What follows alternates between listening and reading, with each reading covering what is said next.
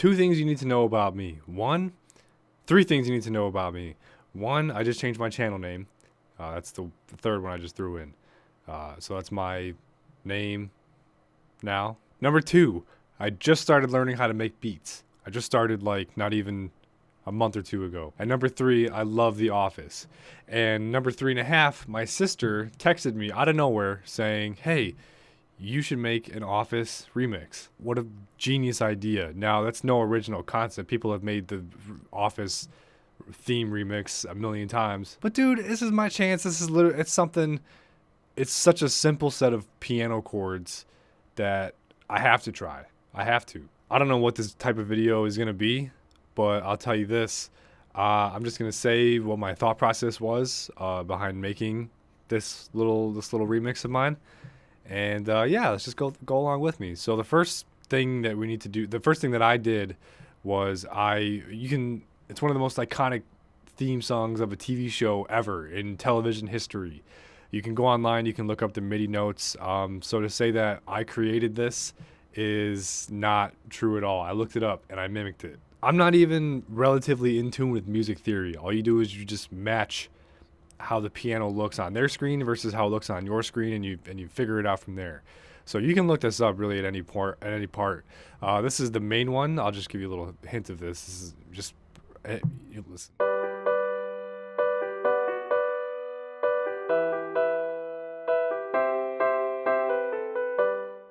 So the only real difference between I have three patterns that have these higher pitched notes more prominent than the lower pitched notes.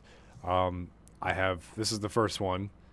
This is the second one. This adds it's more of a chorusy feel to it. It adds more chords to it, obviously, but you feel the weight behind these lower chords more so in this one. Check it out.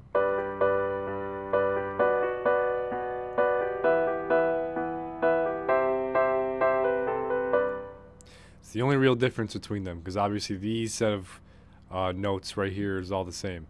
And then the third one is even more so. This has triple chords except for the last two. Check it out.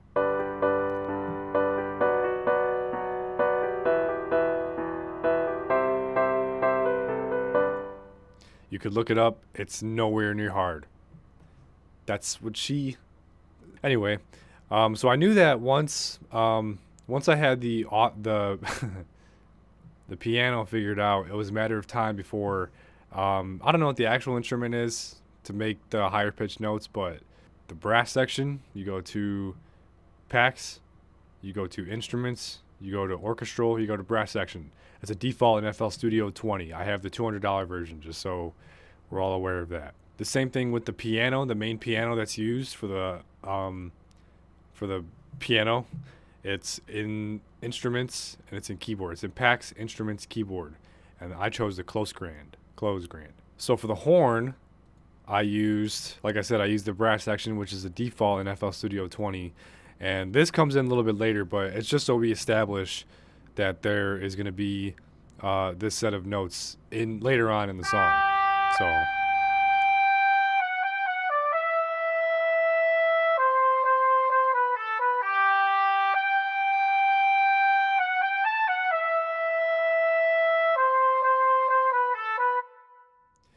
it's iconic, man. All these notes are in portamento because I don't know, is that how you say it, right? Portamento, Italian or some shit. They're all portamento because I want them.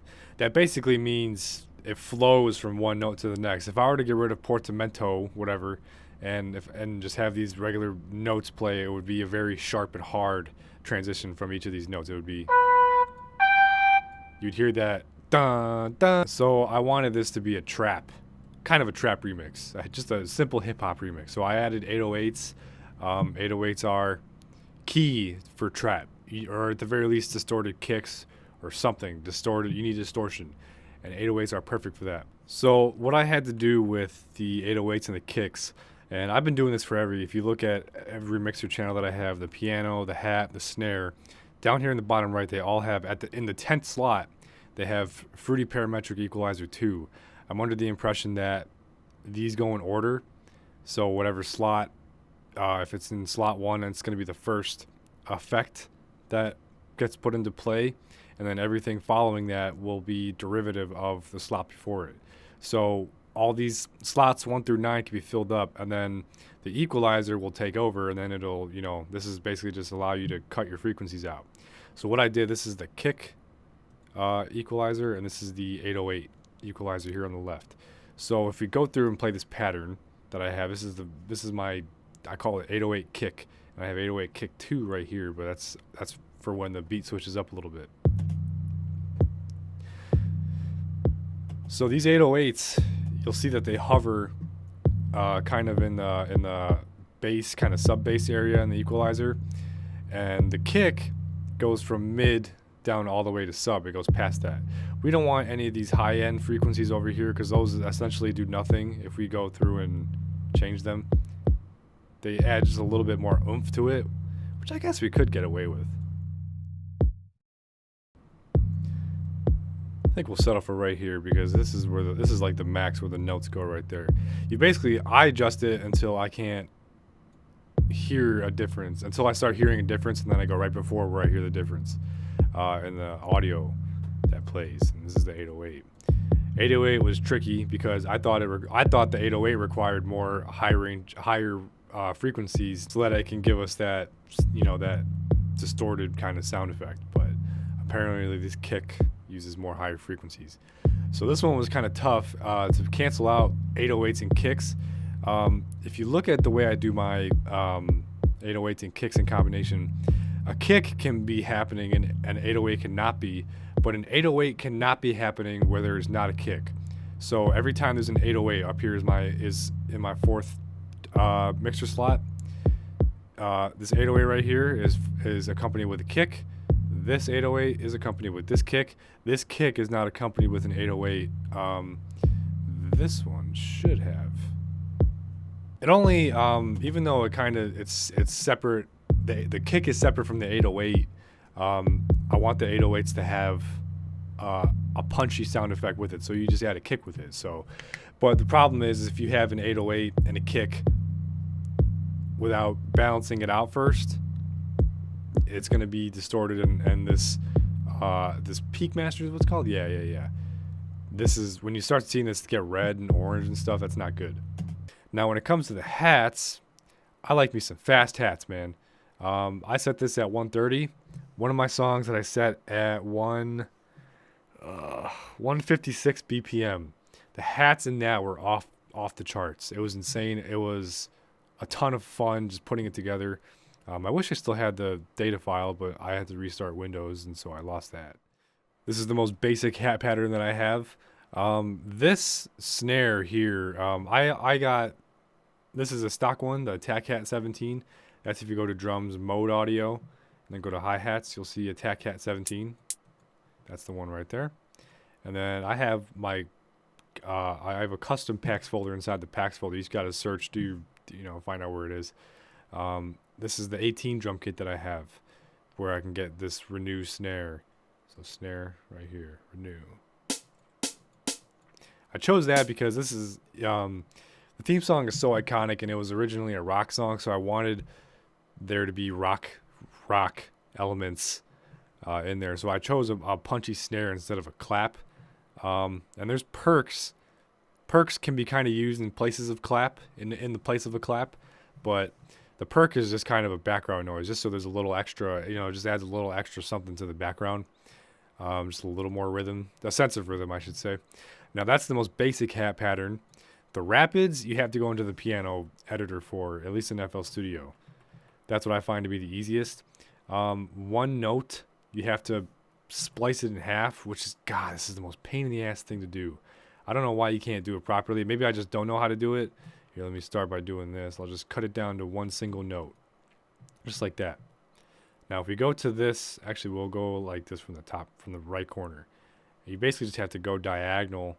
And I try to get it right up as diagonal as possible, and it kind of splits it in half. That's stupid.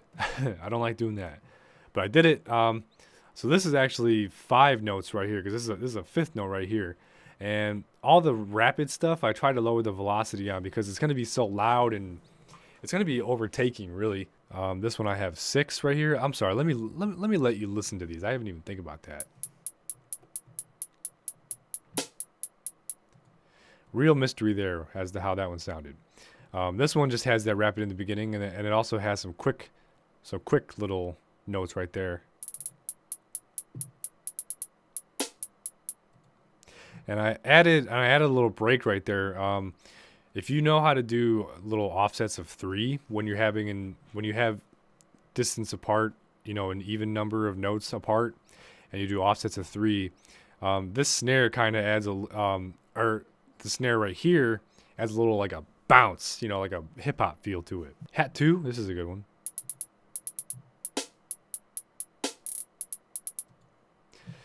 This one was tough.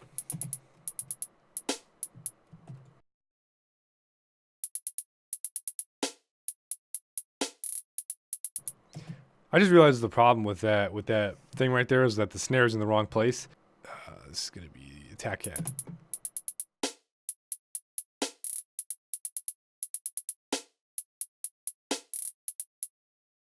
There's that. And then hat 3, this is gonna be, I changed this a lot. I said fuck it, I'm not gonna even try and bother doing this in the channel rack. So here's this. And this is also in the wrong spot. There we go. There's that, and that's all I have. This takes it back to when we get to the very, very end of the song. I needed something that took it back. Like, you go through this whole journey with this little melody that I have going on here.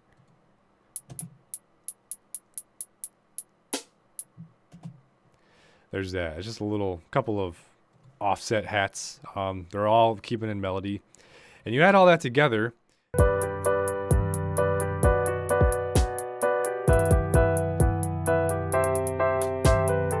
Now, like I said, I mentioned the horn earlier.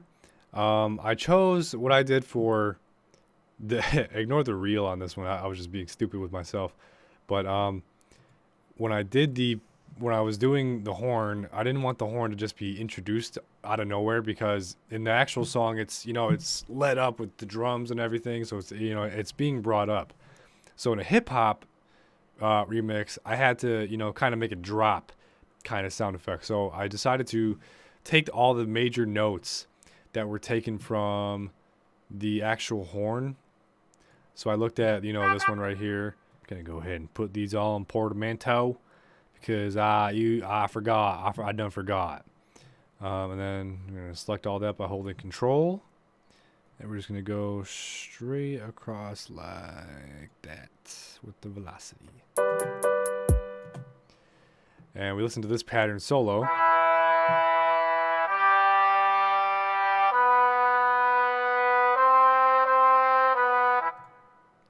That little pattern right here, when we're listening to the piano, it comes in, and then I made it into an audio sample, a wave sample, and then I edited it here, edited it, and I added a little, what do you call it, fade in by turning this little knob right here, because I didn't want it to be, it gets pretty loud, so I wanted it to kind of build up, but not too much. I didn't want it to build up from the mute, so like that actually is probably perfect.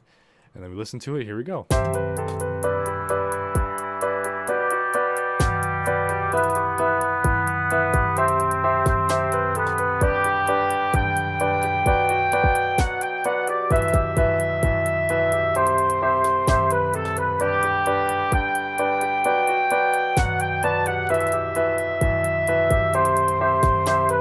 So if you were to, now the thing is, if you were to keep listening to that right there, and just keep it like that, just keep that same piano and horn pattern going, it would get really old really fast. So when it comes to how I lay out the piano, at first I laid down the piano 2 and the piano 3. I laid 2 2s and 2 3s, as you can see right here. 2 2 3 3, and then I stay with the 3 right here. And this is something else. This is the one that I was mentioning earlier, that the lower notes are more prominent, because in there they have a guitar. So I wanted this lower note piano section to kind of substitute for the guitar. because I didn't want to add a guitar to it. This essentially, if we're going to start right here, this is kind of like a switch up moment right here. So we're listening to the main piano part, and then this happens.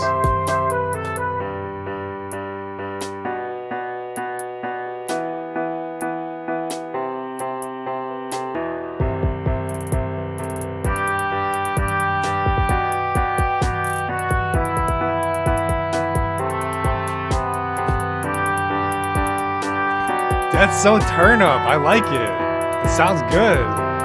So this is kind of like, this would kind of be the second verse. It'd be like a somber verse, or this is probably like a bridge in a song. And we bring it back to the main patterns right here. This is literally the theme song everyone knows.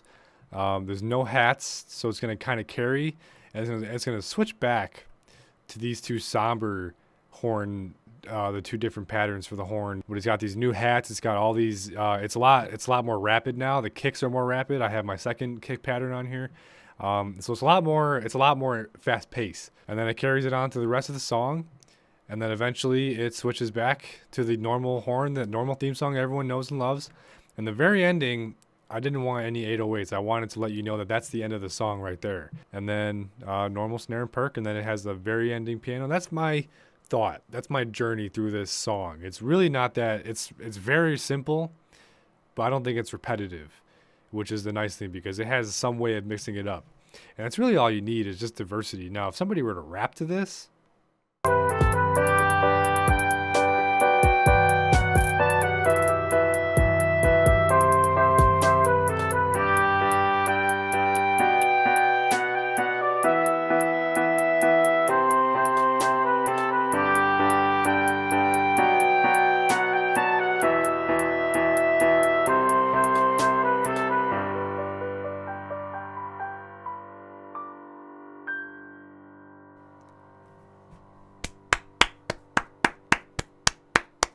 I'm going to call that one just about done, I think, because that's not my music. I didn't make these set of chords. I didn't make this lovely pattern that we listened to. The Scrantones made it, I'm assuming. I think that's who it is.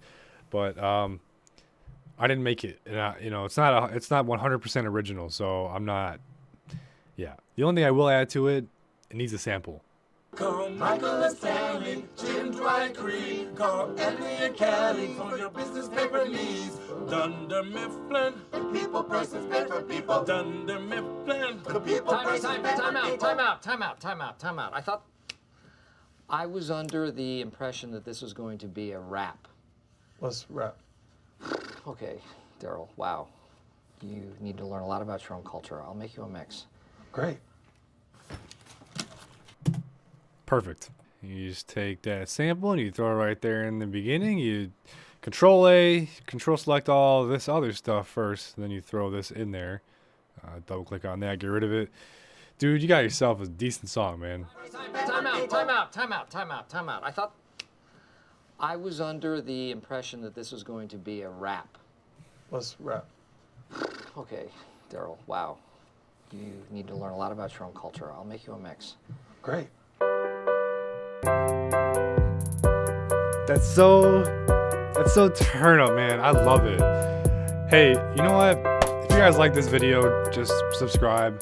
I plan on making more like this. I plan on making more beats. Hopefully for a long time. If I like it, I like it so far. Stick around, man. You're gonna like it.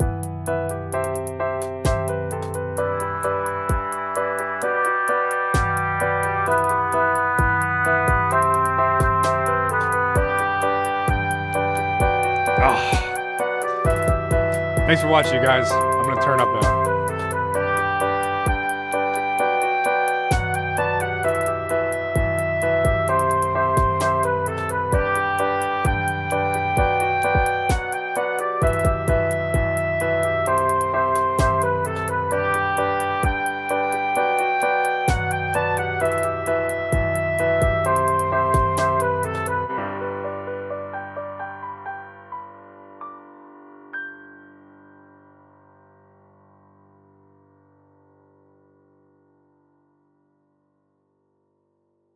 This is not me. It's not my music. I don't hate it. I just don't like it at all. And it's terrible.